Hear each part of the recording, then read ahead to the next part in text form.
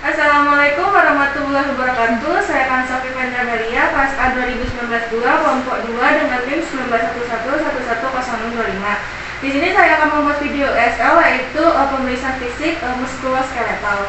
Baik, di mana sebelumnya kita melakukan pengkajian atau anamnesa secara umum pada pasien yang mengalami masalah atau tidak masalah pada sistem muskuloskeletalnya. Lalu kita melakukan pengkajian khusus pada pasien yang mengalami kelainan ortopedi. Lalu kita melakukan pengkajian muskuloskeletal secara regional dan juga melakukan pengkajian berdasarkan rentang gerak maupun berdasarkan ROM secara pasif maupun secara aktif. Nah, selanjutnya juga pertama-tama di mana kita melakukan pengkajian atau anamnesa pada pasien yang mengalami gangguan sistem muskuloskeletal. Nah, ada 3 keluhan pada pasien yang mengalami gangguan sistem muskuloskeletal. Yang pertama yaitu ada keluhan nyeri, di mana kita bisa melakukan pengkajian menggunakan skala PQRST, di mana kita kaji lokasi nyerinya, terus durasinya, intensitasnya, dan juga lain-lain. Lalu ada yang kedua itu ada keluhan bentuk, di mana itu terjadi karena adanya tumor. Nah, selanjutnya itu adanya disfungsi otot dan tulang, di mana kelainan itu terjadi karena adanya bawaan ataupun seperti penyakit tumor. Nah, pemeriksaan selanjutnya bisa kita lihat dari riwayat pasien dan juga dari keluarganya. Nah, selanjutnya itu pemeriksaan sistem muskuloskeletalnya, di mana kita lihat dari cara dia berjalannya. Nah, kita lihat penampilan pasien pada saat dia berjalan, apakah posisinya dia itu tegak lurus ataupun terdapat masalah lainnya. Dan juga kita lihat dari cara dia berjalan itu, apakah bahunya itu turun ke bawah, lalu apakah lututnya itu naik ataupun pelvisnya itu naik maupun turun. Nah, ada 3 cara yang kita lihat saat dia berjalan, di mana juga pertama itu ada antalgic guide, terus lalu ada stepback guide, lalu ada Trendelenburg guide.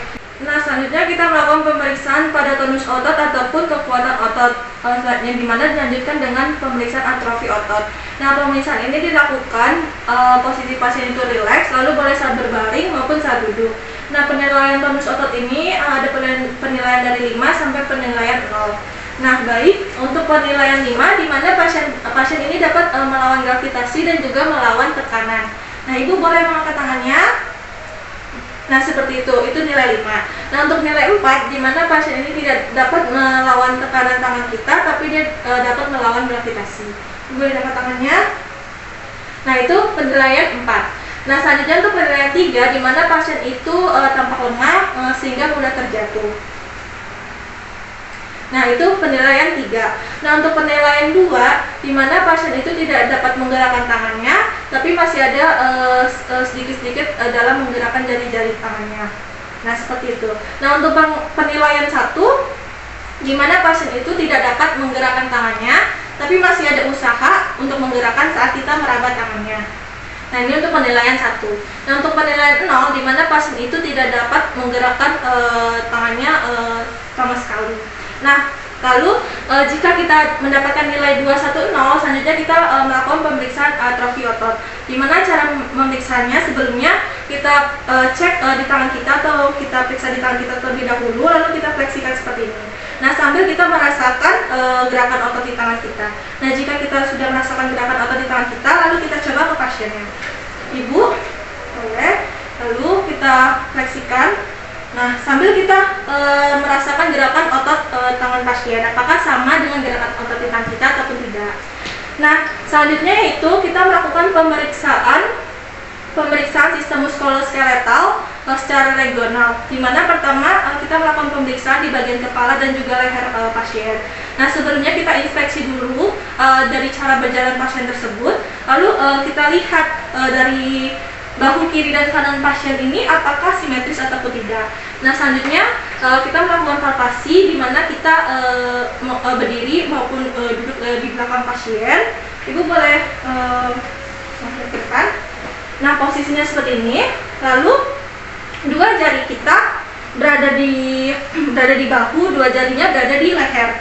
Lalu kita telusuri sampai bawah atau sampai vena jugularis, di mana kita sambil meraba itu apakah terdapat benjolan ataupun tidak. Nah, lalu kita telusuri juga bagian bahu. Nah, apakah terdapat benjolan ataupun tidak, lalu apakah terdapat nyeri ataupun tidak, dan juga apakah terdengar bunyi flok ataupun tidak. Nah, sambil meminta pasien untuk menggerakkan tangannya. Ibu boleh digerakkan tangannya. Nah, seperti itu. Apakah terdapat masalah ataupun tidak. Nah, di mana ini juga termasuk dalam pemeriksaan ekstremitas bagian atas. Nah, lalu kita minta kepada pasien untuk menggerakkan lehernya, abduksi, adduksi maupun rotasi dalam dan luar.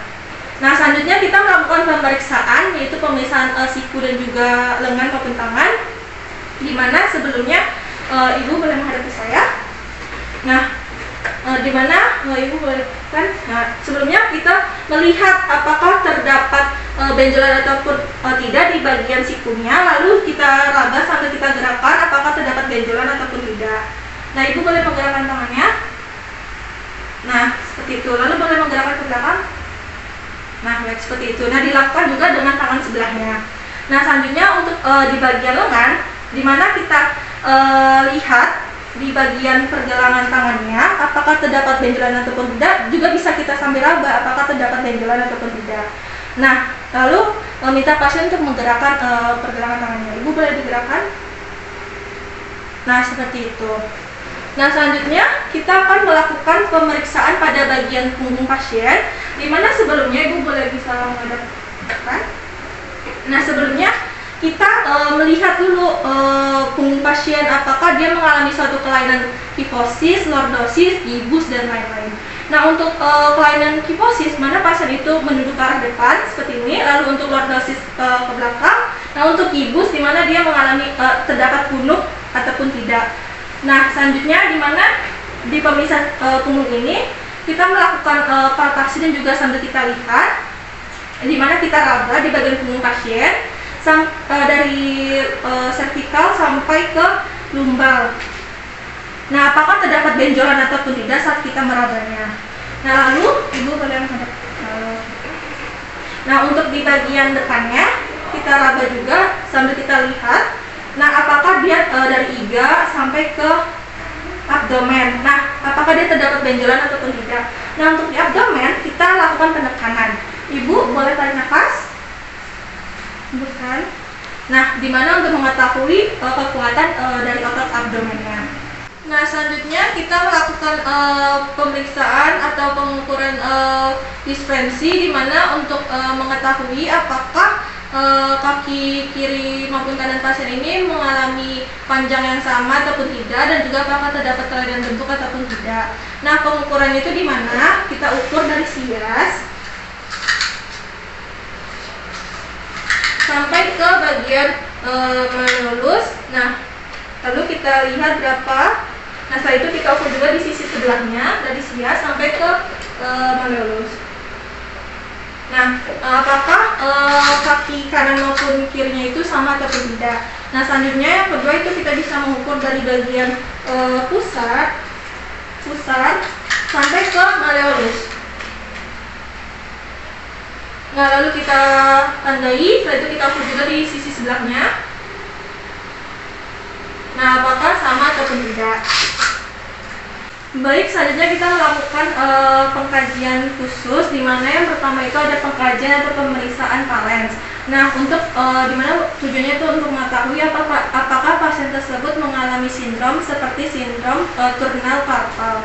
Nah, cara memeriksanya itu minta pasien untuk meluruskan tangannya ke depan seperti ini, lalu ditekukan seperti ini. Nah, di saat udah lurus, lalu minta pasien untuk melakukan penarikan seperti ini. Nah, ditekuk pergelangan tangannya ke arah bawah seperti ini. Nah, lalu minta pasien untuk menahannya selama 60 detik. Nah, saat pasien menahannya selama 60 detik itu, apakah terdapat pasien itu mengalami kesemutan ataupun tidak.